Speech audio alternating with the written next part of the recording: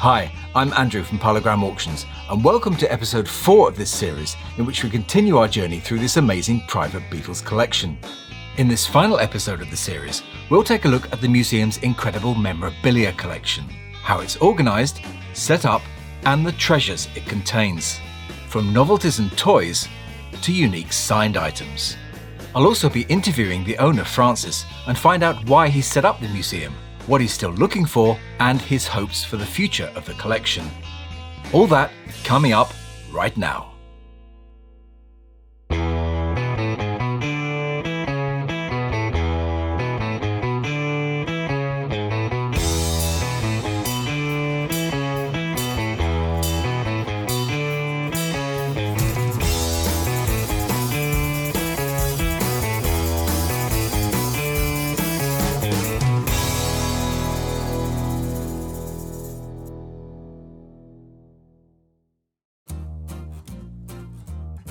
All of the items in the museum's main room are arranged chronologically.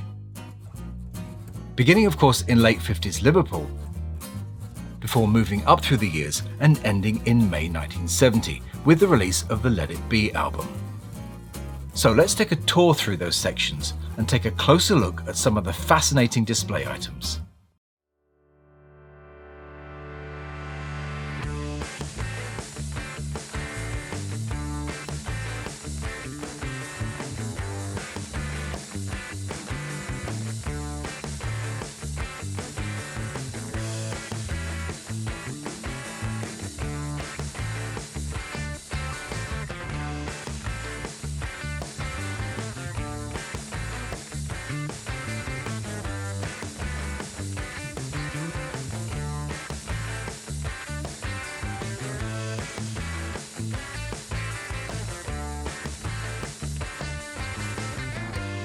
And the owner had written on Saturday 3rd August 63, the Beatles last time, and on Thursday 5th November, the Rolling Stones.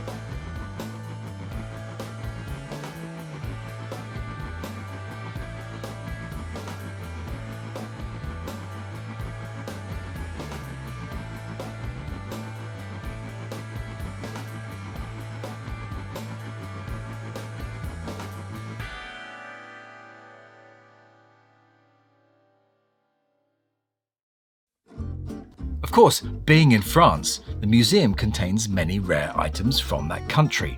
And if you watched episode 2 of this series, you'll already have seen some of its amazing collection of French vinyl. So it's not surprising that the collection contains some rare items of French memorabilia. Here are the 3 and only editions of the Beatles Monthly, which were translated into French. It seems Paul's surname was causing everyone problems back then.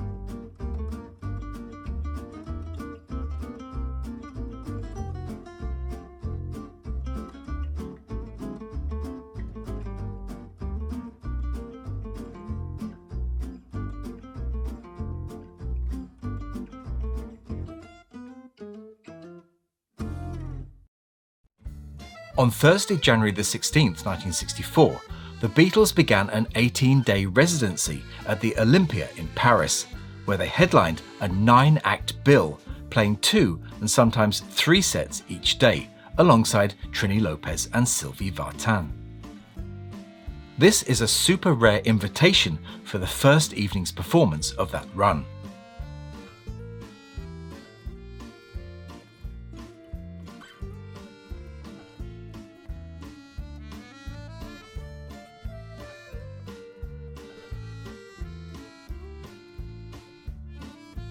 The programme for that concert is pretty rare too.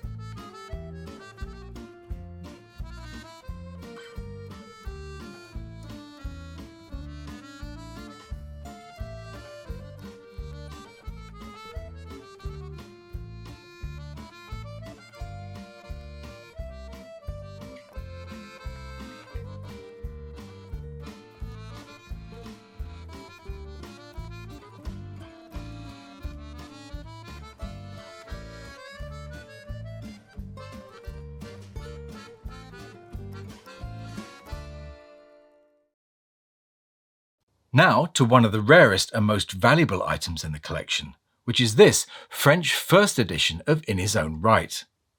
What makes this copy so rare is that it's been signed not just by John, but by all 4 Beatles, and is, as far as I know, the only fully signed copy of this edition in the world.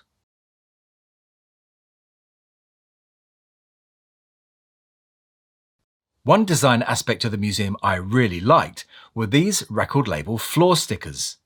They're on the floor of the main room of the museum and also upstairs, which is where we'll go now.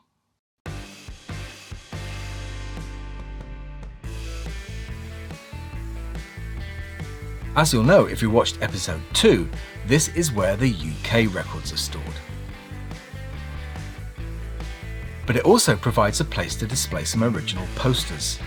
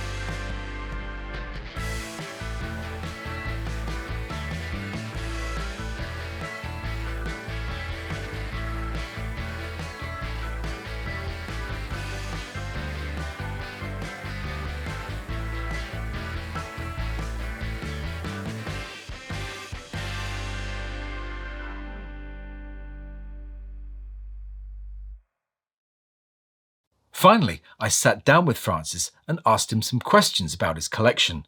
I first asked him why he decided to set up the museum. I had a lot of items and records in another room, and then I began to ask myself why I did all these items and records together. So the idea to share it with some friends and some other fans over the world came to me. And how long did it take you to set up? I began to set up this museum in 2011, and it took me 4 years. But I wasn't every day to display all these items or records, because I was alone. So I let it go for 3 or 4 months and come back with new idea and so and so. And are you still buying things for the collection? No. So practically since now 3 or 4 years, even 5 years, I don't buy anything. I think I have a collection, a very complete collection. Anyway, there are 2 or 3, 5 items I still wish, and I look from time to time to find them, but I'm satisfied with my museum. So what are the items you're looking for? Maybe someone watching has the items that you want. Some variants of some records, but nothing important. The main important is the come together something promo, English. So the green and white label. This is I believe this is my last wish. And how many records approximately do you have in the collection?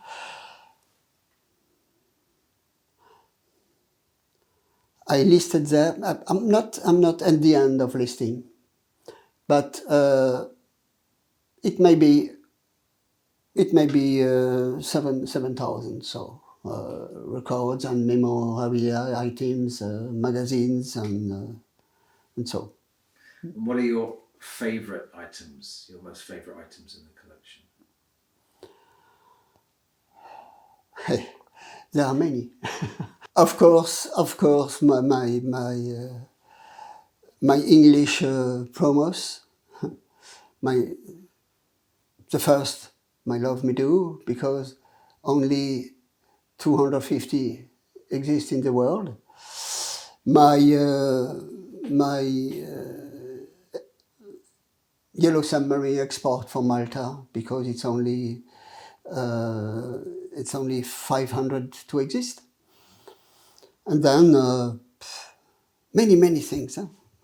My sandwich cup, French sandwich shower, my French 65 LP, and the Please Please Me stereo of gold. My signatures of the 4 and separately. What's your favourite Beatles album? I must say I have 2 or 3 favorites. But it's Sgt. Pepper. Sgt. Pepper for all. And then Revolver and White Album are probably my favorites. Abbey Road has some good things. Some days I like the medley in it, but some days not so. I like the end of the album with Paul McCartney message. The love you take is equal to the love you make. But on Abbey Road, I believe that come together.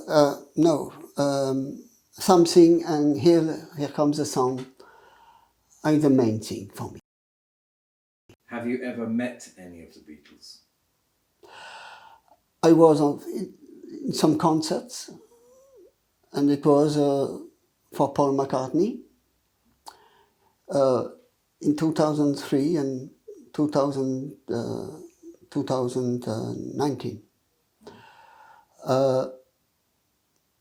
In 2003, I was waiting 11 hours in the outside to be at the front, and I was on the third line. It was an absolute delight. What about the solo records? Are you interested in collecting the solo records? Yes, I have the records of the four artists. Huh? But I think it's not the same again. It's not so surprising. It's George is probably a confidant for me. Paul has his style. I like it. John is the simple. So rogue music. I like it so much. I like it. But George is my favorite, and it was ever since the beginning. Yeah. But I like them all. I like them all. So what's the future for the museum? Will you be opening it to the public, or? It could be difficult. I want to share it with all over the world. That's why we are making a film. For now, I do visits, but the visitors are mainly friends of mine, some musicians, some people of the art, and so I did 15 or 20 visits until now. This huge collection, what will you do with it one day? Are your family interested in carrying on with it? Perhaps my sister mostly. My son, until now, not so. But both are over 30. And maybe it will turn to a passion one day. I have many collectors who are interested in some items. So, for an example, my Abbey Road export, my White Album export, my sandwich cover, my I Favolosi from Italy. I have some, but only it's each time a precise wine item. It's not the whole. What could interest me that I should one day find a real collector who will buy the whole museum. That's my wish. I have to say one important thing, because last but not least, setting up this museum is also a way of paying a dazzling tribute to my brother Jackie, who passed away much too soon and who was not able to help to put it together. I wish to thank him. It is thanks to him that the Beatles flame has always burned in me, and I know that, like me, he would never have wanted the story to end. I'm sure it was a wish for him too.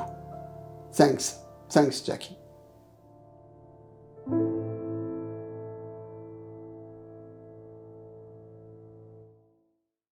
It's been a real privilege for me to visit this collection, so a massive thank you to Francis for allowing me to film it and share it with you. I think it's so important that collections like this are seen and preserved for future generations of Beatles fans. I know not every Beatles fan is a collector, but I really hope you enjoyed this series. There will be one or maybe two additional episodes from the museum down the line, where I'll show you the records we didn't have time to include in this series. In the meantime, we'll be back next week with a look at the legendary Japanese Black Triangle CD of Abbey Road, and find out if it really is the best sounding version of that album. But that wraps it up for this one, so I'll say bye for now and thanks for watching.